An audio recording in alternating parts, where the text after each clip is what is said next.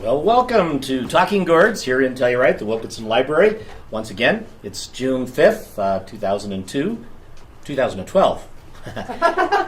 Just a one missing. How did I miss 10 years? You know, it's easy to miss 10 years when you get old like me, and we just lost a fellow who was one of my touchstones in Colorado, Ed Quillen, columnist for the Denver Post, and a marvelous man. And it just so happens David Patton, a poet friend of mine, wrote a poem for Ed. So I wanted to share that with you for our open part of our series. We're usually start out Talking Gourds with an open mic, and we'll have at least one other poet I know is going to be reading. And then we'll have our featured Rachel Kellum, who we're all excited about hearing, along with her partner Tom. Well, this is David Patton for Ed Quillen. And David writes sometimes with a little bit of non-grammatical, so if it sounds funny, it's supposed to. Occam sits on his razor and cuts the truth to its simplest part, like Ed Quillen now did, as he left us to fend with life, as we will, with or without will. Wisdom is always in the color of the beard, in its length of growth, and matted, if the spirit tells the wearer so. Value are not just owned by Americans or Democrat, Republican, yin-yang knockoff called American politic, held in the unholy alliance by hands that counts, the nightly take and steals their share and mine's and yours too, to greases the wheels of who we America be. All unions need to be civil, all honest love be chastised, for no one gets to step outside of nature and dictates from heaven, of which only man, fame proof of existence, and the fleshy body is not welcomed. Hard hands do hard work of chopping firewood in North Norwood or landscaping in Denver. Hard hands never hides willingly, but can be hid in tight pockets of shame for being a man of a workaday work. And time comes to all columnists and poets alike with their trade of words and high art of simplicity that can be damaged by pruning. There was death in the world today. The good and the bad went together. When you are dead, nature wants your flesh and not your mind. Writers leave things behind, words composed to their simplest links, and Occam dines on the razor's edge, and men of conscience dance on it long as long as they can. And Occam dines on the razor's edge, and men of conscience dine on it as long as they can. That's David Patton for Ed Quillen. And yeah, it's interesting, and it was really nice to see somebody so quickly write something nice about Ed. Quite an amazing character from Salida. We used to do a poetry series in Salida, and I used to go hang out with Ed, who didn't really like poetry. He was a historian and more in the other world, but he founded Colorado Central, which is a magazine they're still printing over in the Saguache County. So, well, we have one reader that I know of who's come here, and that's Michael Rudaboris.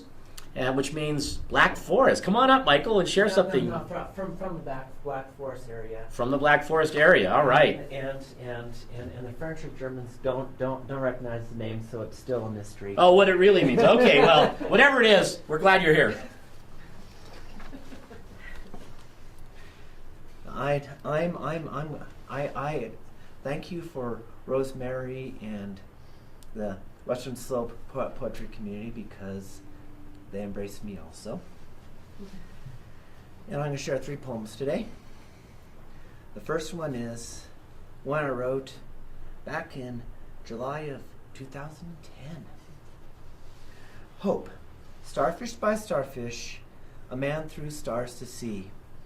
Acorn by acorn, a man planted trees. Seed by seed, a man planted an orchard. Conifer by conifer, a woman planted a forest.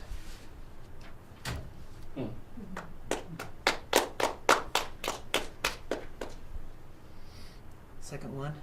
Now this is one maybe camping inspired this. It's called The Coal. Build a fire and let it die down. Take an ember and bring it back to life, and it will warm the heart.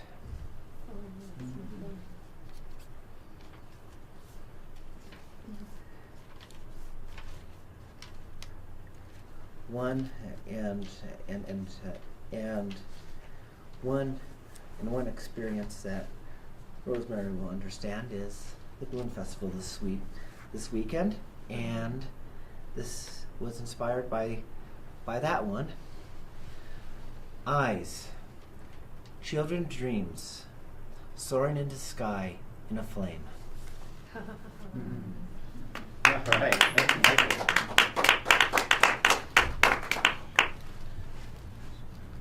Well, since we didn't have a whole lot of other readers, I brought a couple of people from the region. I thought I'd read some of their poetry.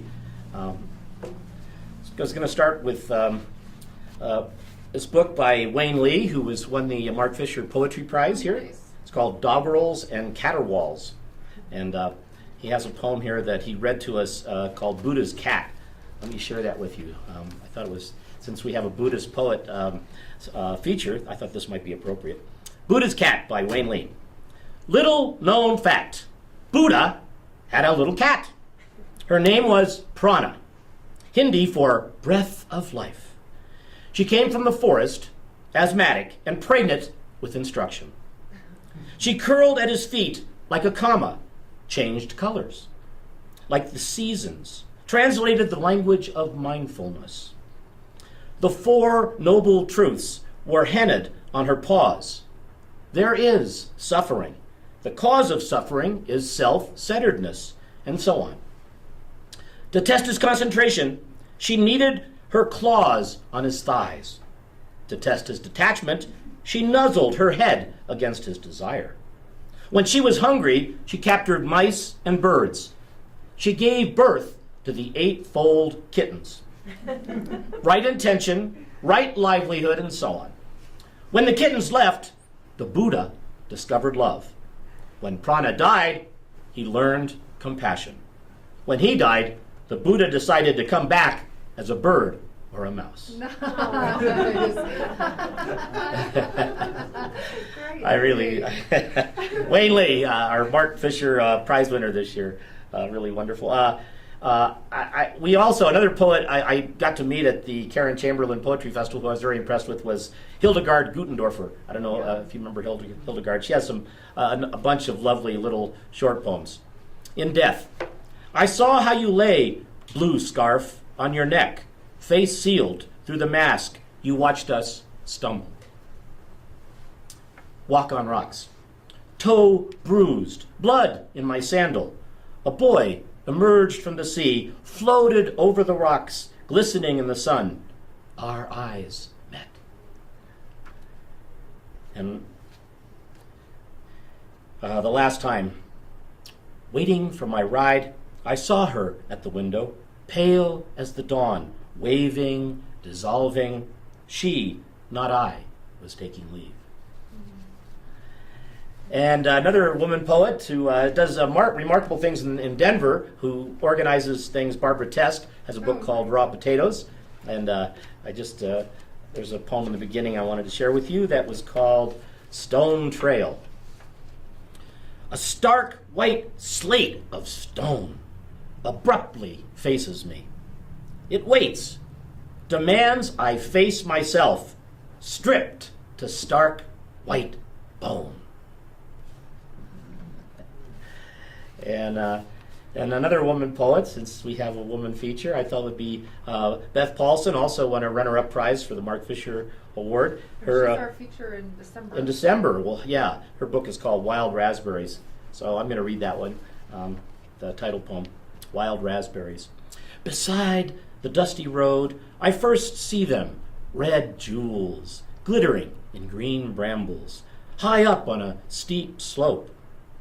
My genders patterned me to forage like my sister Eve, so I stop the truck and I clamber up to pick the glowing berries. Who can deny the lure of wild fruit? Sure attraction of what's unowned and free. Stickers on bent branches warn me, but they taste so ripe and delicious. A few so delicate break apart before I put them in my mouth. We thought they might be poisonous. What are they? Can we eat them? Smiling, I call down to the young couple, yes, these are wild raspberries. By now, I can no longer tell my blood from their sweet juice. As guilty, I watch them succumb on the sunny hill beneath me, two once perfect, also strangers.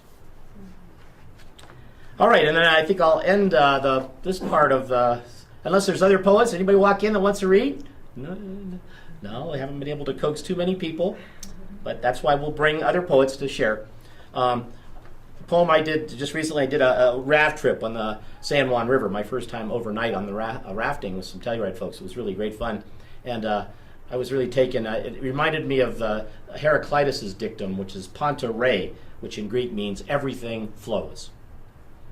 On sandbars and river's edge, geese and their goslings ignore us boating by, while a solitary heron, perched on legs like cattails, keeps a close eye. Bighorn sheep leap from ledge to edge, browsing under blue skies. Circling high above us on a rim of acrylic sandstone and poured igneous, a hawk, maybe an eagle. And first sketch, rafting the San Juan, I feel the cold rush of blood rippling through the narrows of my body's veins, the mind's hot sun warming lungs of Russian olive, tamarisk, native willow. Just another critter on the canyon sidewalk, hitching a ride with the flow.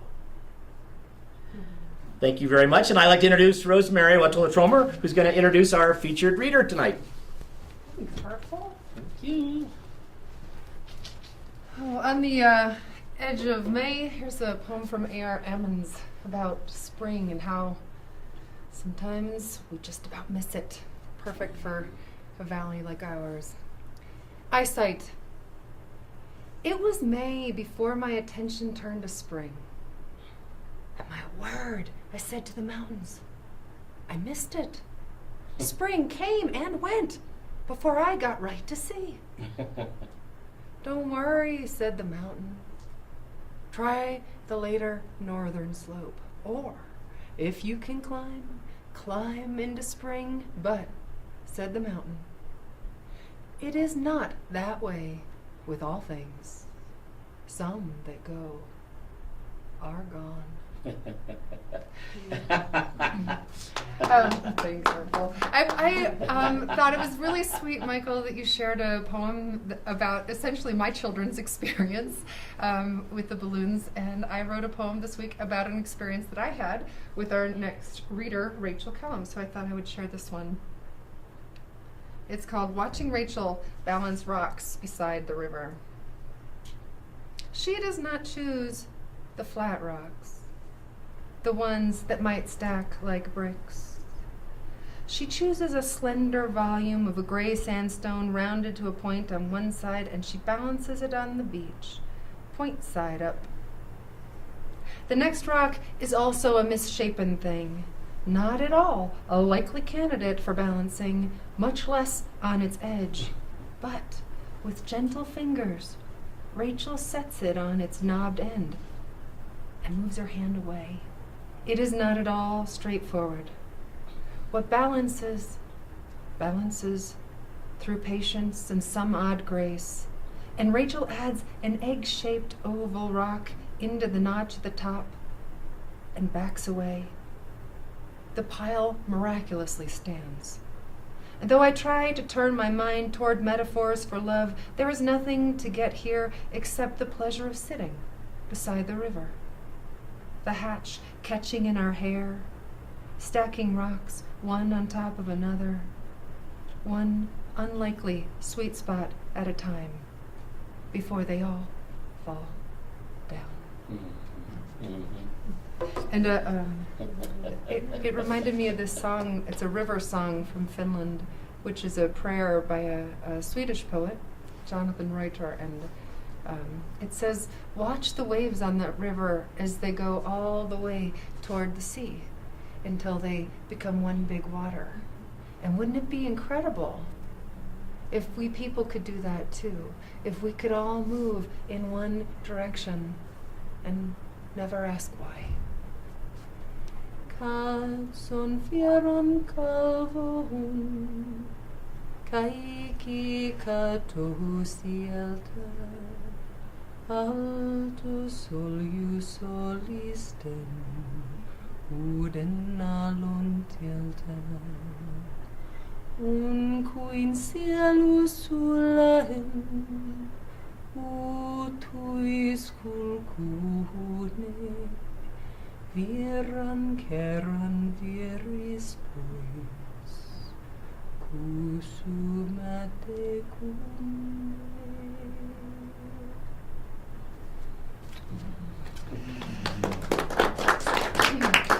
So, Rachel Kellum is coming to us from Brush, Colorado. Does anyone know where Brush is?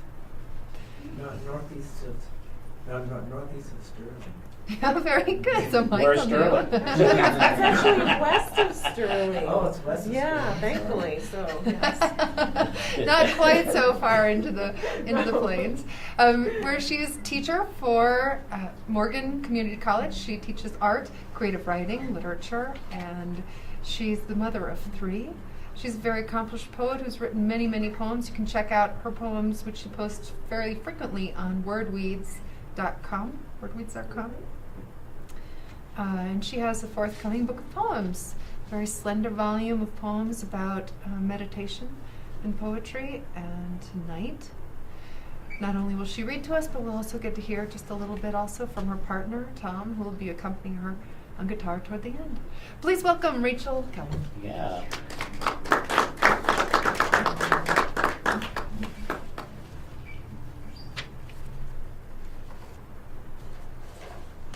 Speaking in tongues.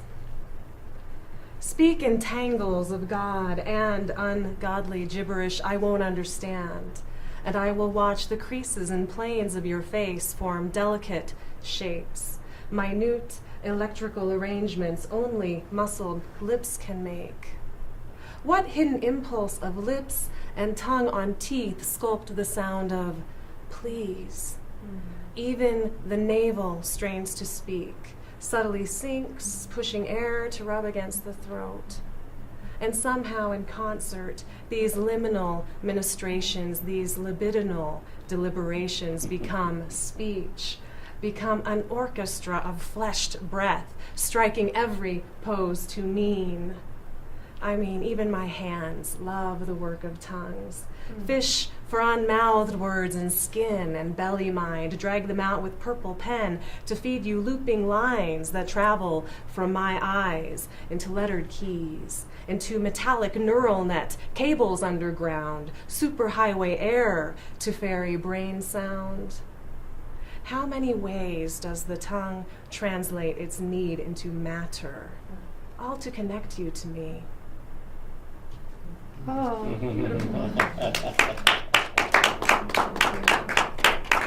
This one, Rosemerry, I chose because of our discussion about red this week, and it's been really wonderful to spend some time with Rosemerry and her 2 children, because mine are a little bit older than hers now, and it's been sort of heartbreaking in a way to see that mine will never be that age ever again. But along with the idea of red, which we've been speaking about, this poem is called Meditation on White Until the Waiter Dropped a Saucy Fork. I never wear white, or when I do, it is with vigilant suspicion of small hands smeared with jelly, paint, or random child-loved condiments. I erased white from my wardrobe when I gave birth. Nearly 15 years of colored clothing, and lately mostly brown and black. Why? What turn has brought me down to muted hue, or hue's lack? But today, divorce, fathers far away, 3 children gone for days has brought me white. All day in white, Woven light cotton, cool blouse, buttoned bright summer, sheer over flesh and self-conscious underthings. White as baptism for the living and dead, white as a virgin's wedding gown, white as a sadhu's ash-smeared head. Oh, the righteousness of white, the innocence I feel reborn. Until now, 2 hours from midnight, my shoulder short sleeve splashed red. Red! My mother always said it was my true color.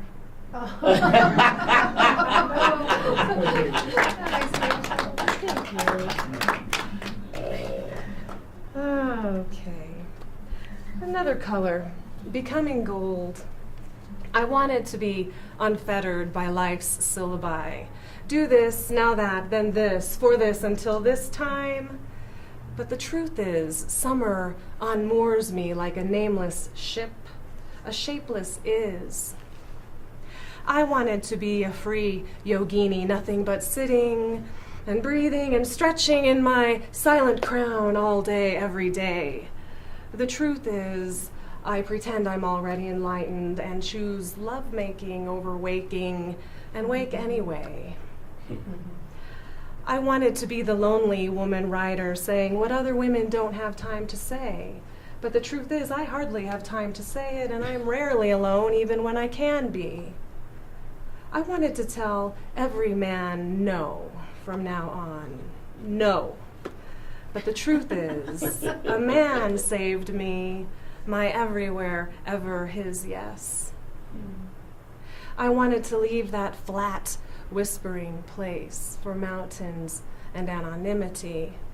But the truth is, when I stay, I learn a secret alchemy. Lead is what writes me.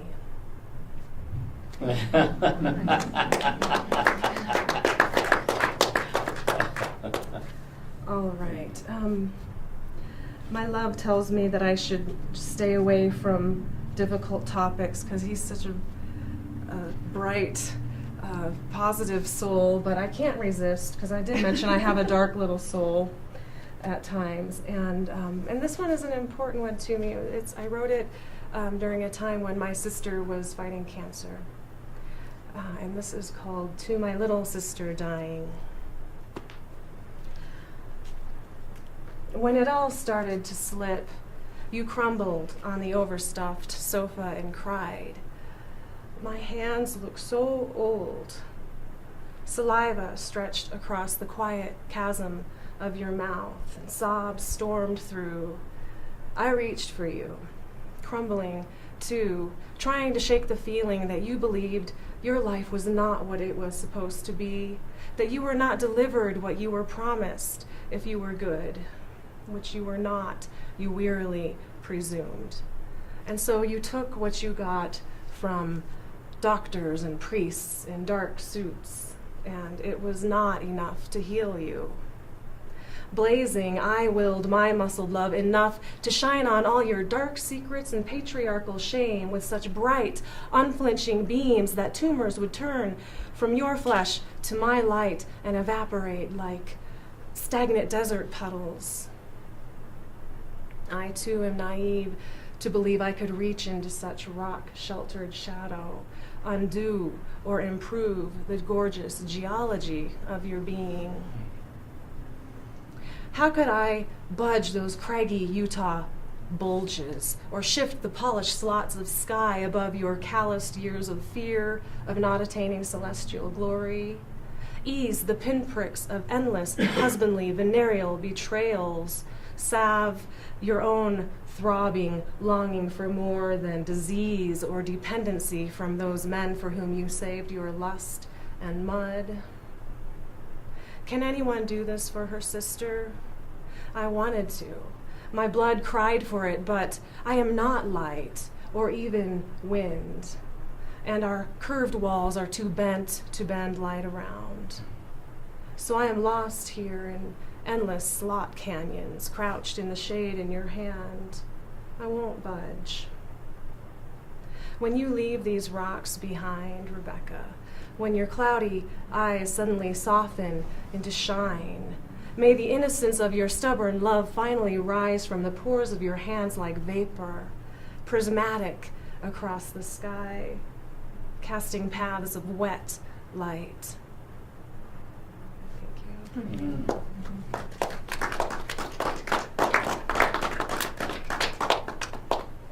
And here's one more called October Monarch, and because Rebecca found cancer in October when I always remember. I have butterflies in my stomach, chrysalis, acid, ache, making bitter-legged worms into monarch wings. I throw back my head, gaze at sky, open wide my mouth, and let in light. They crawl my column of breath past teeth and tongue, perch on parched lips, unfold and dry, and then one by one leap, flutter, wing away to warmer climes, where they eat flowers, lay eggs in someone else's grief, and quietly die. Okay.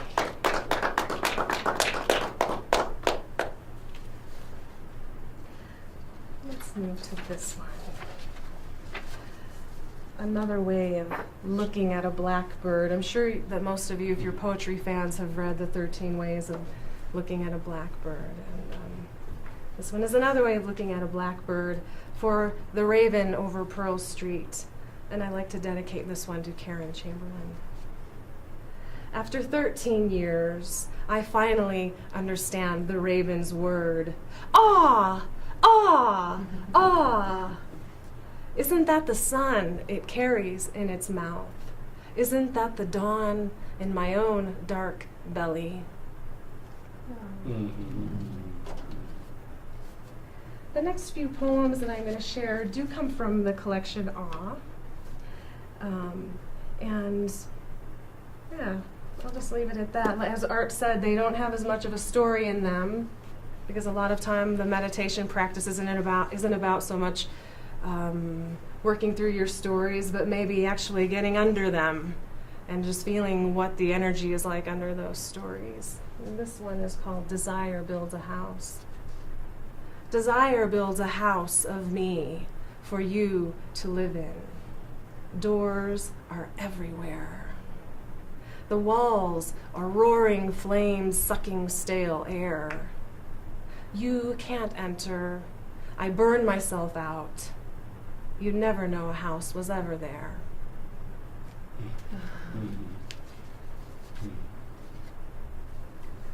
Where words wait.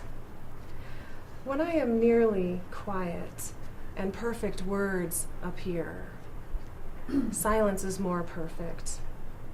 I tuck the precious phrase behind my ear like windy hair or gum to save for later chewing. My most important work requires such wild undoing, an empty mouth. No metaphors for. Say hello to the great shining embroidered with your fleshy personality. The shining may be a clear hole, but if that scares you, think instead a rimless, bowlless, friendly bowl. I tug at our tight threads with poems. Unraveling, I talk too much. I'm paid to tell you what I know, but there are holes in knowing funneling toward the shining hole, and you fall through. I can't catch you. You can't catch me. We think our words are handholds or that our hands are words, but they are only bumps, stalling speed so fast it's empty, so vast, even the sky falls through.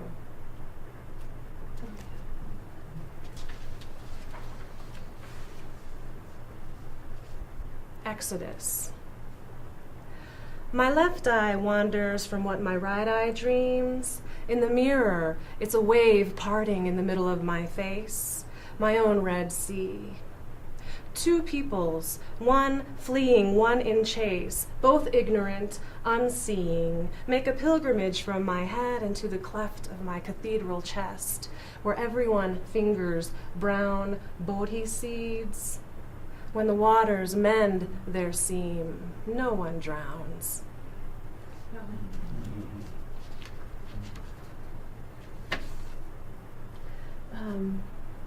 This poem is called Taparitsa, or in the Tibetan, or at least my friend Geshe-la says it's pronounced Taparitsa. It's a very strange sound, HR, Taparitsa, liberation.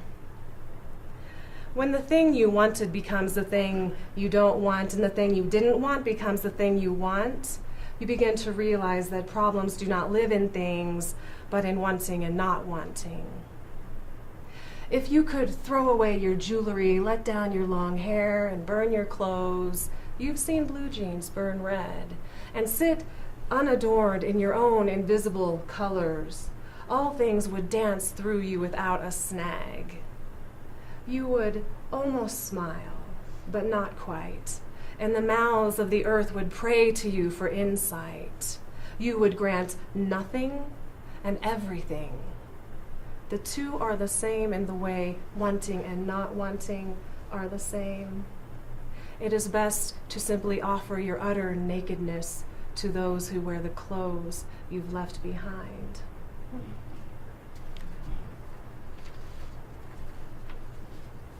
If you ever see a picture of Taparitsa, which is really easy to find online, he sits with his hair down and completely unadorned, no jewelry, and just sort of glowing in this sort of prism of color. It's really quite beautiful. I'm not there yet, but I have this poem called Dishwashing Buddha Woman Speaks and Surrenders Again. Oh, it's you again, standing here within me, dancing the darkest moon of my dishwashing, gnawing hipped belly bowl, promising blood. You tango through the terror of my uninhabited dreams and rip the seams of me where these clothes don't fit, haven't fit for years of moons at many sinks. I try not to think about it. But you, blood woman, you needle to keep me true to who I think I am or wanted to be. But I'm always changing, see? And we never agree. You say, throw the plates, and I say, make them gleam. I'm tired of our existential arguing, of cutting myself into pieces for your uses. Mother, daughter, lover, sister, poet, painter, blue. You are ruthless. Refuse to let me lose these faces. If only we could multiply our tongue by 2, if only they could flap in absolute and relative bliss, laughing this, not this, not this, but you won't have it, you insist this. I can't resist. I drop a dish.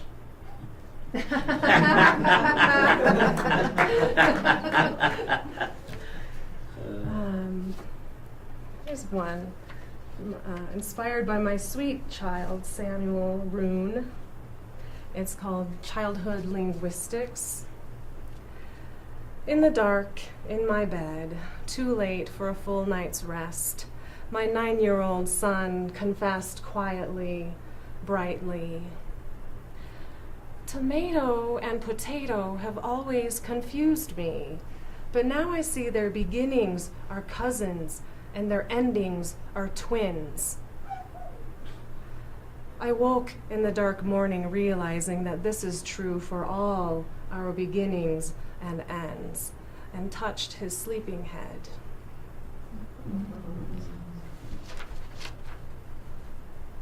I don't know what's happening here in Telluride, but we're having quite a moth invasion out on the plains right now. Miller moths, do you have a lot of them out here? Not so much? A few. Okay. A few in the early. Okay.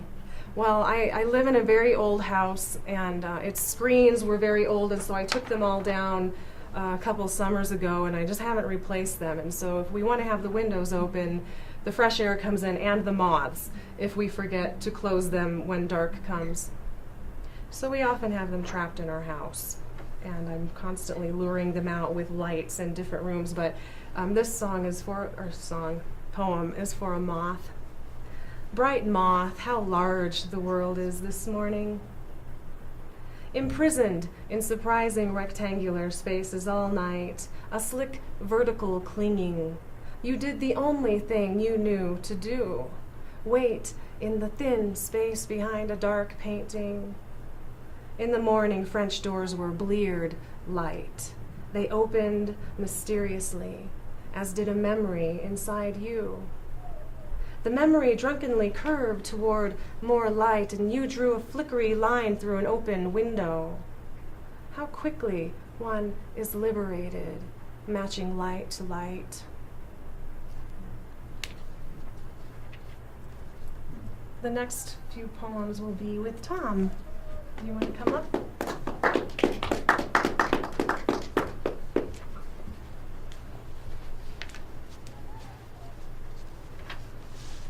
Did you want these to be next to you so you can kind of see where we are?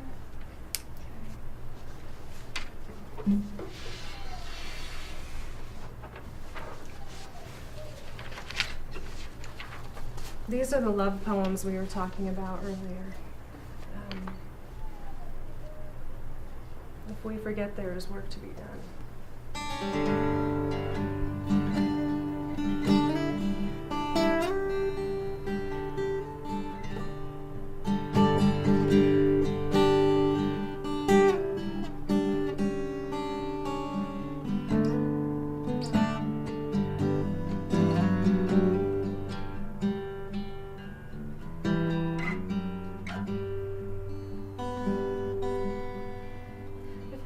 There is work to be done, and only notice the other's irises widening bluish green in the light, and the swirls of grooves on our fingertips playing hairs like spinning albums through the hours of morning.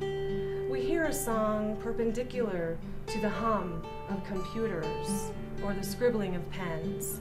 It is the song of what we become in the heat of now. Senses feed each other the way violet onions feed hot oil, the way the scent of this plump potted basil at the head of our red bed reaches through music sent through your hands, through wood and strings, the way chili chocolate rockets the tips of our tongues out through Spanish red wine wider than our own selves, the way fried potatoes, blood, and sun peppers kiss slivered onion skin, and salmon lingers on salty lips and drifts across our silken chocolate tongues. A layered song I would love to hum, but only write in words instead. Our eyes are rayed with the thrill of this dance, and bright notes spin off lashes and teeth, a joy about which we don't speak to send it further in our chests, and eased breaths prayed deep. Without saying so, we know this is our real work. Oh, beautiful.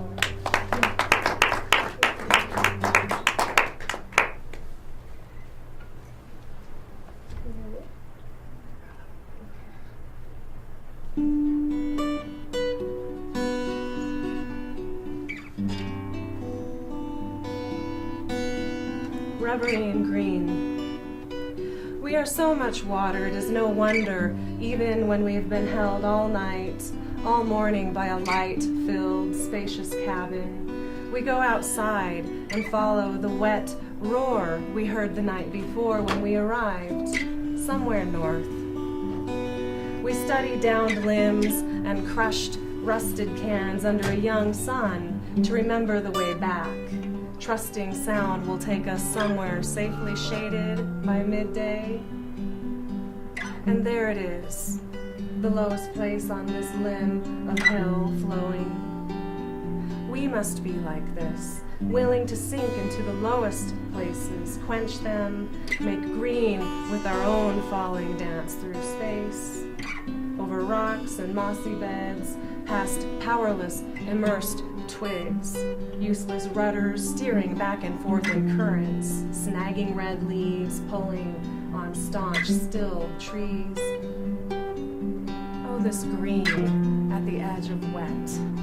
It blesses our bare feet, sends roots around rock into spongy soil, clinging, unmoved by gallons of gravity. Green holds on, witness of shift and shadows I see shine. 6 pointed stars of green, long waving blades of green, bundled sponges of submerged green. My heart, what is this thing? A blade, a star, and sponge. The roar opens inside, tugs my body downhill, a thread pulling me through the eye of a needle of sound, this fabric of falling clearly down, seeking whatever is barren and crisp, whatever has roots that have forgotten their throats. Let me find these roots in you, my love. Let me sink into your loamy triumph, cradle stones of shame, fill you plump with this that makes us live, this pouring with which we brim bowls and mouths and parched hearts.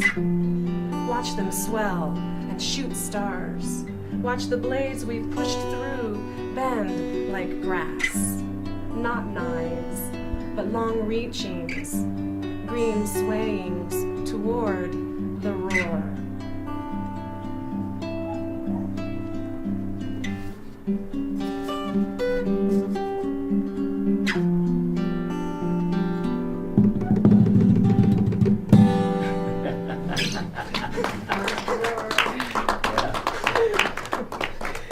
Okay, we have one more.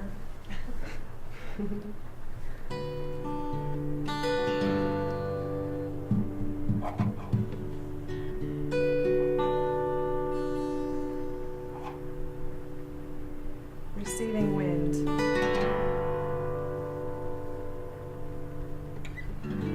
Nothing could have prepared me for the beauty of 10,000 winds moving through your face.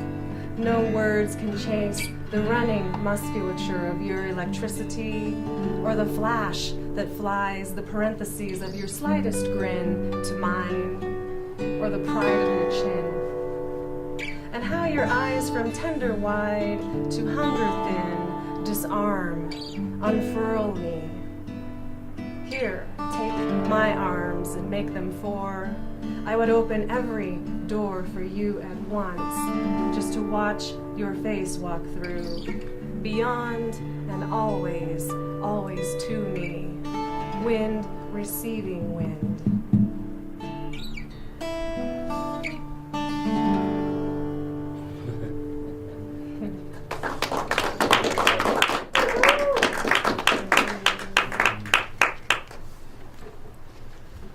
I don't know how much time we have left. 5-10 minutes. We do have 5 or 10 minutes left. I think so, 7, right? Do we have more people who came who want to read? No. No, I don't think so. They came to listen to you, Rachel. They came to hear me. Okay. Well, since this is a library, maybe I'll just end with this last one. Yeah. Great. Otherwise, I have to go and dig around for some more poems in my folder. Okay. The evolution of literacy.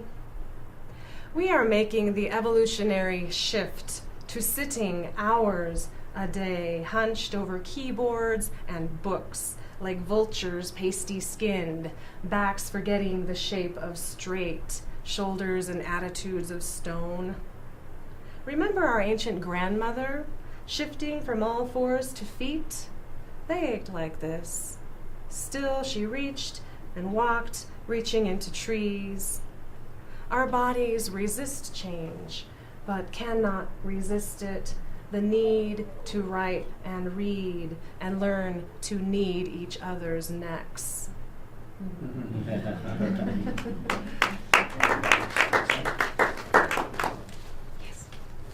Thank you, Rachel. Thank you. That was great. Whoops, spilled water. All right, well, next month we have a special kind of situation, I think, Rosemary. Is that is. right? Yes. What's happening?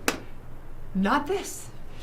Scott and Ryan have collaborated with Mountain Village, and so our next reading, because it's going to be July 3rd, which is the very fancy concert up in Mountain Village every year, we're going to do our reading not competing with that big outdoor concert. We're going to do it right before it, and it'll be at 2 o'clock up in Mountain Village on an outdoor stage up there. And our featured readers are going to be we'll have an open mic too. We'll have an open mic, everybody out there. Anybody who wants to read. Anybody who wants to read. Besides we're Michael. gonna, get some people better up come, there on Michael. that stage. Our featured readers are going to be Lori, Lori Wagner-Beyer, who's now going by Lori Jameson. Jameson, right. And her husband, W.C. Jameson. And so he's a musician and writer. She's a poet and fiction writer and essay writer. But I think they're focusing on poetry. This time. Time. For us. Yeah. And then we're going to have my friend Michael Adams from Lafayette's going to be reading in Norwood next week. So stay tuned in the papers. You should see. We'll What probably. day is that? We're not sure yet, but it'll be at 2 Candles. Probably Thursday night, but haven't set it up yet. Nice. So this was really wonderful. Let's give Rachel another big hand. It was really exciting and calm. Thank you so much. We want to thank the library, the Telluride Council for the Arts and Humanities. We'd like to thank Writers Guild and the Telluride TV. University Centers for the San Miguel. It's a great community we have, isn't it? Thanks, Art. Thanks, Rosemerry. Thanks, Rachel. Thanks, Rachel. And thanks, everybody who's here. Thanks so much for coming.